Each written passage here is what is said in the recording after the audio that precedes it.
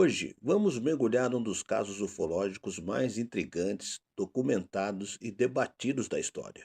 Um episódio que mistura avistamentos, encontros diretos, investigações oficiais e testemunhos que desafiam qualquer explicação convencional. Não se trata de uma lenda ou ficção.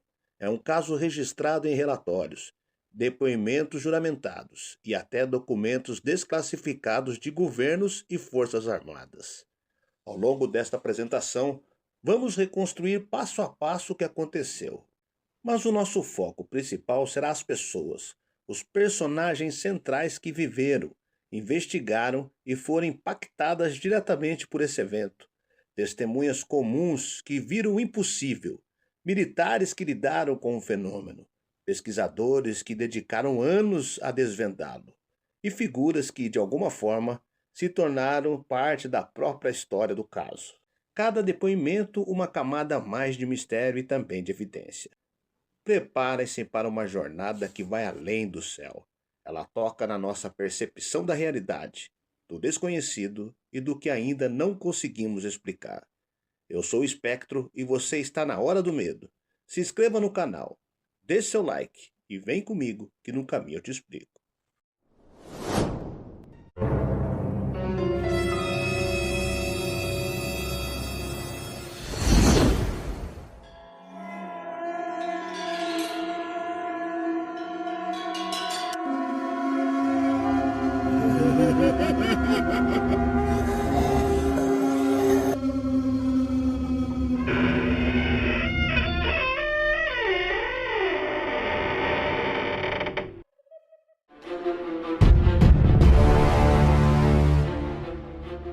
Em julho de 1947, no condado de Lincoln, no Novo México, algo caiu do céu. O que parecia à primeira vista um acidente comum, transformou-se rapidamente num dos maiores mistérios da ufologia mundial e num símbolo eterno da possibilidade de visitantes de outros mundos chegarem à Terra. Tudo começou na noite de 2 de julho, quando várias testemunhas relataram um objeto voador brilhante em alta velocidade fazendo manobras impossíveis para qualquer aeronave conhecida na época. Na manhã seguinte, um fazendeiro local, Mac Brazel, encontrou em sua propriedade uma grande área coberta por destroços de material leve, extremamente resistente, com características incomuns, algo que não parecia madeira, metal ou plástico convencional. Ele recolheu amostras, levou às autoridades, e dali em diante a história explodiu. A base aérea de Roosevelt emitiu, em 8 de julho, um comunicado oficial dizendo que haviam recuperado um disco voador. Nota que em poucas horas foi substituída por outra, afirmando que se tratava, na verdade, de um balão meteorológico. Essa mudança brusca, a rapidez na recolha dos destroços, o silêncio imposto a testemunhas, tudo isso transformou o caso numa lenda viva. Mas para entender de verdade Roosevelt, precisamos olhar para quem esteve lá, os personagens que fizeram a história acontecer. Vamos conhecê-lo um por um. Mac Brazel era um homem simples, de poucas palavras, que vivia da criação de ovelhas no isolado campo do Novo México. Não era dado a fantasias, conhecia cada palmo da terra onde morava e sabia muito bem diferenciar o que pertencia ao seu mundo do que não pertencia. Na manhã de 3 de julho de 1947, ao percorrer sua propriedade, ele se deparou com uma cena inédita. Centenas de fragmentos espalhados por uma área de cerca de 1 quilômetro de extensão. Havia tiras de um material metálico, leve como alumínio, mas que não amassava, não quebrava e nem queimava. Ao ser dobrado, voltava sozinho à sua forma original. Havia também vigas com inscrições estranhas, símbolos que ninguém reconhecia como se fosse uma escrita de outro lugar. Brazel recolheu alguns pedaços, levou para casa e dias depois levou o material ao xerife local, George Wilcox. A partir desse momento, sua vida mudou completamente. Ele foi detido, interrogado por militares por mais de uma semana e, quando foi liberto, disse a jornalistas: "Eu fui um tolo se falei a verdade, e sou um prisioneiro agora." Brazel nunca buscou fama ou lucro, apenas tropeçou num segredo que o mundo não estava preparado para receber. Sua figura representa a testemunha comum que vê o inexplicável e acaba silenciada pela força das circunstâncias. Se houve um rosto militar ligado a Roosevelt, foi o do Major Jesse Marcel, oficial de inteligência da ala de bombardeio 509, sediada na base aérea de Roosevelt. Foi ele quem recebeu a ordem de ir até a propriedade de Brazel, recolher todos os destroços e conduzir a investigação inicial. Marcel era um homem de confiança, com excelente reputação profissional. Havia trabalhado em projetos militares sigilosos e conhecia praticamente todos os equipamentos e tecnologias americanas da época. Quando ele viu os destroços, soube imediatamente: isso não é nada que nós tenhamos fabricado. Em depoimentos posteriores, ele contou que o material era extremamente leve, mais forte que qualquer liga metálica conhecida, e que os símbolos nas vigas eram claramente de origens desconhecidas.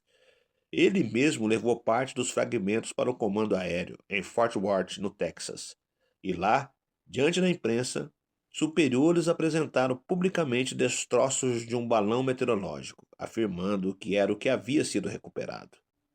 Marcel foi obrigado a corroborar a versão oficial, mas nunca deixou de dizer, em particular e depois em entrevistas, que aquilo que ele viu e tocou não era desse mundo.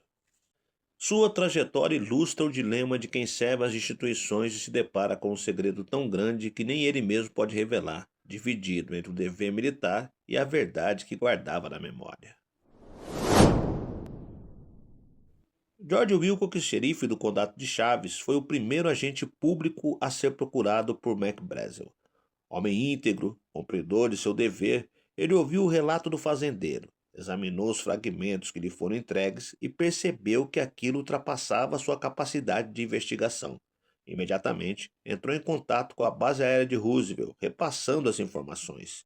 Em poucas horas, o caso estava nas mãos das Forças Armadas, que assumiram total controle do local, isolaram a área e recolheram tudo o que restava. Wilcox contou anos depois que militares agiram com rapidez e autoridade absoluta e que ele próprio foi afastado de qualquer participação posterior. Mesmo sem entender a dimensão total do que acontecia, ele desempenhou um papel crucial. Foi o elo que levou a descoberta do campo para o conhecimento oficial.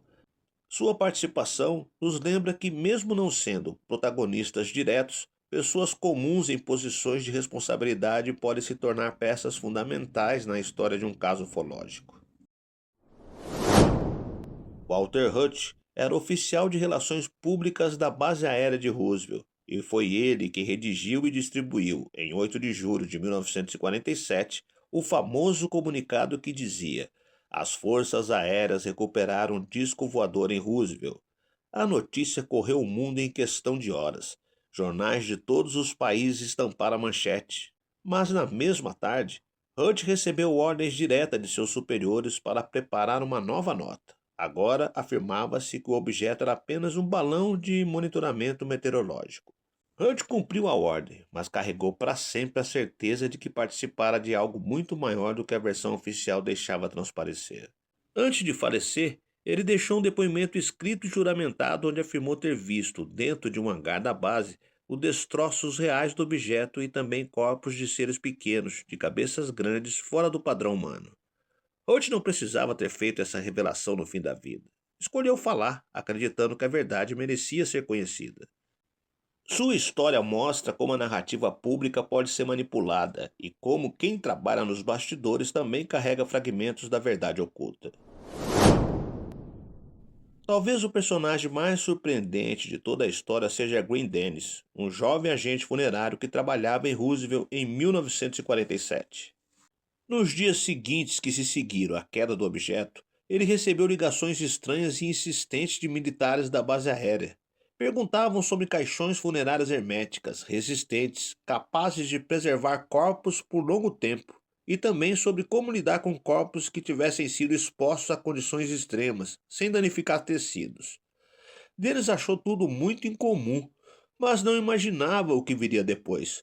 Ao ir à base para buscar uma amiga, enfermeira que trabalhava no hospital da base, ele foi impedido de entrar e momentos depois, essa amiga o encontrou rapidamente, visivelmente abalada e assustada. Ela lhe disse em segredo que a equipe médica acabara de examinar corpos de seres não humanos recuperados no local do acidente e que todos tinham sido proibidos, sob pena de morte, de falar sobre o que viram. Dias depois, essa enfermeira foi transferida repentinamente para outra base e nunca mais Dennis teve notícias dela. Por quase 30 anos, o caso Roosevelt foi praticamente esquecido, reduzido a uma nota de rodapé na história, dado como explicado pelo balão meteorológico. Quase ninguém falava nisso, até que na década de 1970, o físico e pesquisador Stan Friedman começou a entrevistar testemunhas ainda vivas, a reunir documentos, a cruzar depoimentos. Foi Friedman quem trouxe Roosevelt de volta à luz pública e quem revelou que a versão oficial era insustentável. Ele ouviu dezenas de pessoas, fazendeiros, militares, enfermeiros, jornalistas, muitos já idosos, que finalmente se sentiram seguros para falar. Friedman mostrou que havia um padrão claro: recolha forçada de destroços, silenciamento de testemunhas, destruição de provas. Dedicou mais de 40 anos de sua vida a estudar o caso, viajando o mundo inteiro para debater, palestrar e defender a tese. Algo de origem extraterrestre caiu perto de Roosevelt em 1947. Sem o trabalho incansável de Friedman, Roosevelt talvez fosse apenas uma lembrança perdida e não o marco da ufologia que é hoje. Ele representa a ciência e a curiosidade que não se conformam com respostas prontas e que persistem diante do fechamento oficial. Se olharmos para todos esses personagens, Mac Brazel, Jess Marcel, George Wilcox, Walter Hunt, Green Dennis, Stanton Friedman, perceberemos que Roosevelt não é apenas uma história de um objeto desconhecido que caiu do céu. É, acima de tudo, uma história de pessoas. Pessoas comuns que foram arrastadas por um evento extraordinário. Pessoas que viram o que o mundo negou. Pessoas que silenciaram, mas também as que, com o tempo, decidiram falar.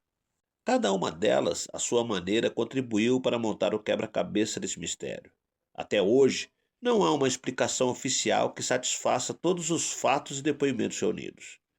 O governo americano, anos mais tarde, lançou dois relatórios tentando justificar tudo como parte de um projeto secreto de vigilância atmosférica, mas essas versões continuam sendo questionadas por pesquisadores e testemunhas. Roosevelt permanece aberto, e enquanto houver perguntas sem respostas, esses personagens continuarão sendo a chave para compreender não apenas o que aconteceu no Novo México, mas também a nossa própria reação diante do desconhecido. O caso nos deixa uma reflexão final. O universo é vasto demais para que sejamos os únicos seres conscientes nele. E talvez, em algum momento, de alguma forma, esse universo venha bater à nossa porta. E quando isso acontecer, serão as pessoas, como aquelas de Roosevelt, que estarão lá para contar a história. E assim chegamos ao fim dessa análise completa sobre um dos casos mais fascinantes e controversos de todos os tempos. Mas e você, o que acha? Acredita que algo de outro mundo caiu em Roosevelt? Deixe a sua opinião, a sua teoria ou até mesmo a sua lembrança de que você tenha sobre esse caso aqui nos comentários. Muito obrigado por toda a sua atenção e até o próximo vídeo. E continue sempre olhando para o céu.